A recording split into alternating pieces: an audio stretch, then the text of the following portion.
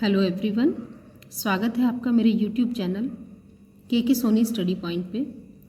और आज हम पढ़ने जा रहे हैं कक्षा 6 हिंदी पाठ्य पुस्तक मल्हार से पाठ 3 पहली बूंद। इस पाठ में मैं आपको आज इसका एक्सप्लेनेशन करके दिखाऊंगी। इस कविता के रचनाकार हैं बाल साहित्यकार गोपाल कृष्ण कौल जी, जिनका जन्म सन 1923 में और देहांत 2007 में हुआ था। इन्होंने इस कविता में धरती के सूखे अधरों पर पहली बूंद के गिरने का अद्भुत दृश्य का वर्णन किया है।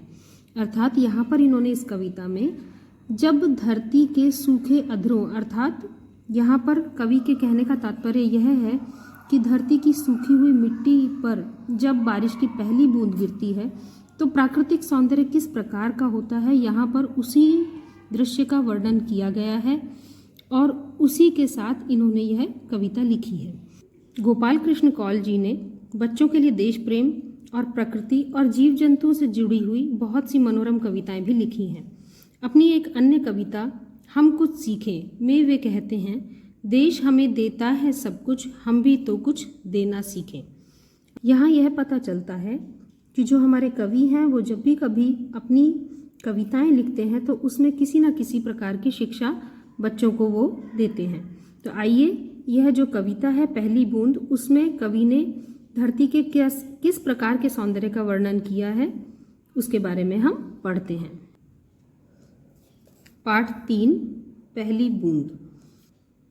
वह पावस का प्रथम दिवस जब पहली बूंद धरा पर आई, अंकुर फूट पड़ा धरती से नव जीवन की ले अंगड़ाई। यहाँ पर पावस कहा गया है बरसात को, वर्षा ऋतु को। प्रथम दिवस मतलब पहला दिन। पहली बूंद धरा पर आई, धरा अर्थात धरती। अंकुर, अंकुर कहते हैं किसी बीज को, पौधे का उगना, किसी भी पौधे का उगना, किसी बीज से उसका फूट कर पौधे का उगना। नवजीवन, नवजीवन का अर्थ है नया जीवन। यहाँ पर कवि यह कहना चाहते हैं कि वह पावस का प्रथम दिवस जब, अर्थात बारिश का वह पहला दिन, गर्मी ऋतु के बाद जब बारिश की शुरुआत होती है तो बारिश के पहले दिन सूखी हुई धरती पर पहली बूंद धरा पर आई।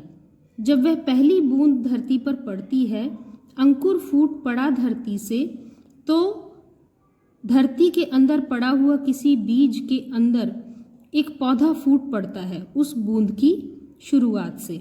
नवजीवन की ले अंगड़ाई, नवजीवन मतलब उस पौधे ने एक नया जीवन जो है अपना लिया है और अंगड़ाई के रूप में लेकर वो नए जीवन के रूप में बाहर निकलता है। यहाँ अंगड़ाई से तात्पर्य किसी कार्य का नहीं है। अंगड़ाई का अर्थ यहाँ कवि ने एक संज्ञा दी है कि जब हम सुबह उठते हैं और अंगड़ाई लेकर अपने नए दिन की शुरुआत करते हैं, उसी प्रकार से मानो ऐसा प्रतीत होता है जैसे उस पौधे ने अपने नए जीवन की शुरुआत अंगड़ाई लेकर की हो। आगे कवि ये कहना चाहते हैं, धरती के सूखे अधरों पर गिरी बूंद अमृत सी आकर, वसुंधरा की रोमावली सी हरी दूब पुलकी मुस्काई, पहली बूंद धरा पर आई।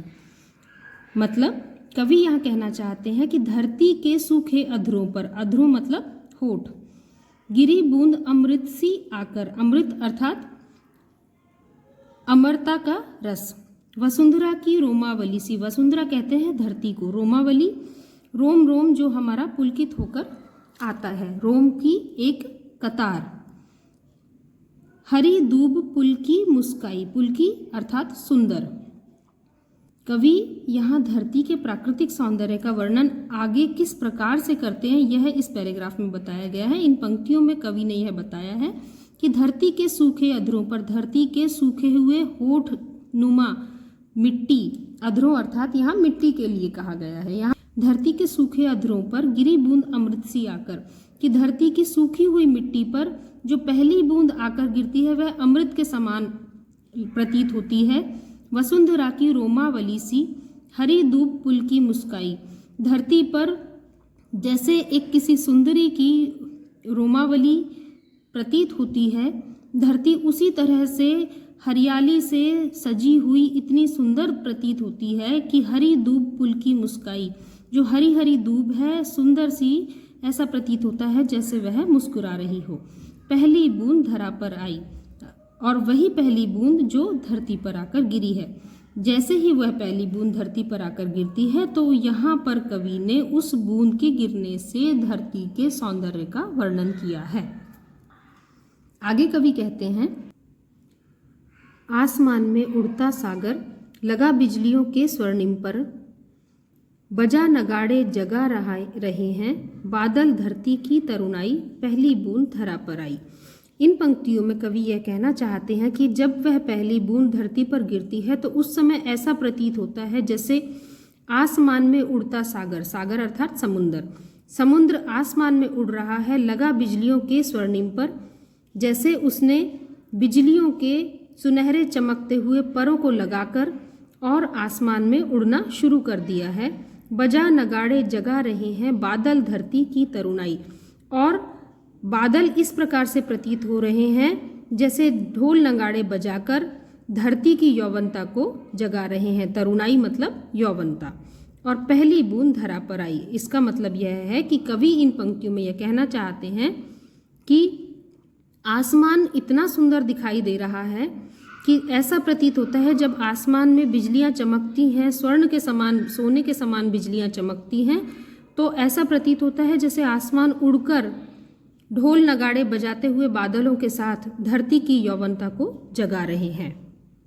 नीले नयनों सा यह अंबर, काली पुतली से ये जलधर, करुणा विगलित अश्रु बहाकर धरती की चिर प्यास बुझाई, बूढ़ी धरती शस्य श्यामला बनने को फिर से ललचाई, पहली बूंद धरा पर आई।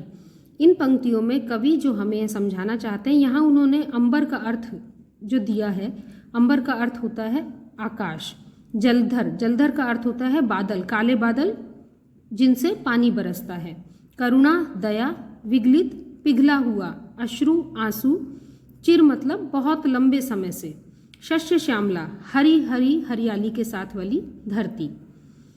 तो इस प्रकार यहाँ जो कवि कहना चाहते हैं इन पंक्तियों में, वे ये कहना चाहते हैं कि जब पहली बूंद धरती पर आती है तो नीले नयनों सा यह अंबर, ऐसा प्रतीत होता है नयनों के समान, जैसे हमारी आंखें हैं ऐसा ही यहाँ अंबर को संज्ञा दी है नीले नयनों की। तो नीले नयनों के समान, नीली आंखों के समान हमारा यह अंबर, काली पुतली से ये जलधर, यहाँ बादल इस प्रकार से प्रतीत होते हैं जैसे हमारी काली पुतली, अर्थात यहाँ कवि कहना चाहते हैं कि आकाश के बीच में काले काले बादल ऐसे प्रतीत होते हैं जैसे नीली नीली आंखों के बीच में हमारी काली पुतली। करुणा विगलित अश्रु बहाकर, अर्थात दया और पिघलते हुए आंसुओं को बहाकर धरती की चिर प्यास बुझाई। बादल इस प्रकार से बरसते हैं कि जैसे बहुत ही लंबे समय से प्यासी धरती की प्यास बुझाई है। बूढ़ी धरती शस्य श्यामला बनने को फिर से ललचाई, और जो यह बूढ़ी धरती से अभिप्राय है सूखी हुई मुरझाई हुई धरती जो गर्मी के कारण पूरी तरह से सूख गई है। शस्य श्यामला बनने को फिर से ललचाई, वह बूढ़ी धरती फिर से यौवन वाली हरियाली वाली धरती बनने के लिए ललचाई है, पहली बूंद धरा पर आई।